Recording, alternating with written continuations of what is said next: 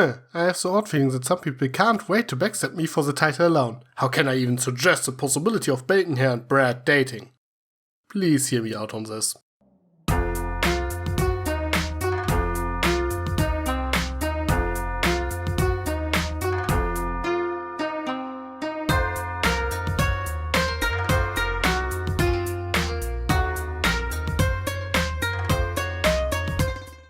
I personally think that the relationship between Sunset and Flash is an often neglected topic. In the first Equestria Girls movie, Rarity mentions that Flash and Sunset used to date, which sounds like a pretty important plot point considering that Twilight has a bit of a crush on him, but it doesn't affect the story in the slightest. Sunset and Flash never interact in that movie. Other than Rarity's line, there is no indication that they even know each other. It is probably meant to antagonize Sunset even further. But it is overall a pretty pointless piece of information as it doesn't add anything to the conflict. But I think we could learn a lot more about Flash and Sunset if the movies were to explore that relationship a bit more. Sure, Sunset's character is already pretty well developed since Rainbow Rocks, but we should also keep in mind that we only get to know Sunset after her reformation. One of the biggest issues I have with the first Equestria Girls movie is that Sunset is completely underdeveloped. She's portrayed as utterly evil and we learn nothing about her motivations except her lust for power. She showed no redeeming qualities whatsoever, which made her last minute reformation quite unbelievable. The best explanation we got is that she didn't know that there was another way.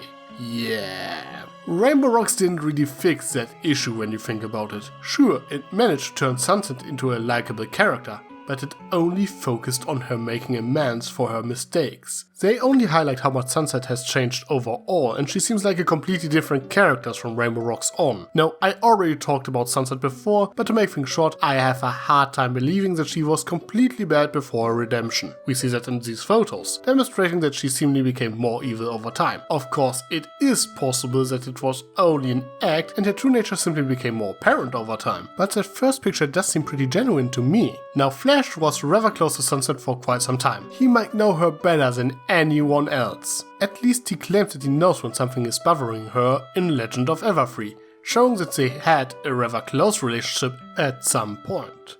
Sure, Sunset claims that she only used him to get more popular, but let's take another look at that scene in question. Well, someone is quite the smitten kitten.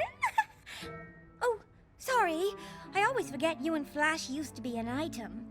It's okay. Flash is a great guy and all, but I never really liked him. I was just using him to become more popular. The old me really was just awful, wasn't she? The way Sunset looks down after Rarity says that Flash is smitten with Twilight indicates that Sunset is not entirely over him. It seems to me like she is just playing it cool and doesn't want to admit her true feelings. In the same vein, she seems to enjoy Flash's attempts to flirt with her in Legend of Everfree, and she only stopped paying attention to him because she was distracted by Timber.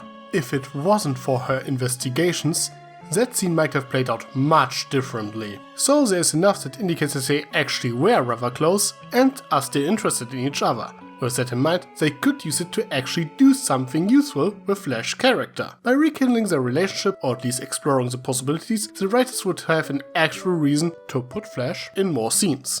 And this would not only allow to flesh out his character, they could also use it to revisit more of Sunset's past in the Fall Former incident, as Flash and Sunset could reminisce about their past relationship as well. They might even explore in detail why they broke up in the first place and how it affected Sunset. It is not impossible that it might have been that breakup that put her over the edge, and she might have been less nasty in Equestria Girls if she was still dating Flash. Also, my personal headcanon is that Flash Sentry taught Sunset how to play the guitar. Now that is a pretty cute idea now, isn't it? There's also the simple fact that Flash and Sunset would work much better than Twilight and Flash. Legend of Everfree finally pointed out that their relationship can't work out as Twilight lives in Equestria and has a lot of duties as a princess. She can't date a guy living in another dimension. Not to mention that it was never more than a small crush, considering that they didn't really interact that much and never had the time to actually get to know each other. That being said, I'm only talking about Twilight and Human Flash. Pony Flash might still be an option, but I kinda doubt it. Now, there was a possibility that Human Flash might have ended up with Sideway, but the writers decided against it, and let's face it, it would have been pretty awkward.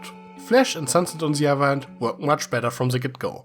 They already have a history together. As they already know each other pretty well, Flash's lack of characterization is not as much of a problem as in the case with him in Twilight. If Flash was ever to date one of the two Twilights, the writers would need to do what they should have done in the first movie. Show what makes him appealing and establish actual character traits, except being a nice guy and a musician. They would practically need to reintroduce his character to the audience before the new relationship can even start. Now that can be done, no doubt about it, but as he's already around for so long, they would need to focus large part of a movie or one of the upcoming specials on him for something that should have been done 3 movies ago. With Sunset, however, it works pretty well as a subplot. In theory, the writers could start the next movie with Flash and Sunset already dating if they wanted to and explore their relationship and Flash's personality from that point onward naturally through interaction with each other and the rest of the cast. They don't have to establish a relationship between those two first, which allows the story to focus on the main plot more efficiently. They would still need to make Flash a more prominent character, thus giving him more screen time, yet it is way easier to incorporate into a movie and doesn't affect the pacing as much. But these are just my thoughts on the matter. Flash is a prominent part of the Equestria Girls franchise, even if he was rather pointless so far.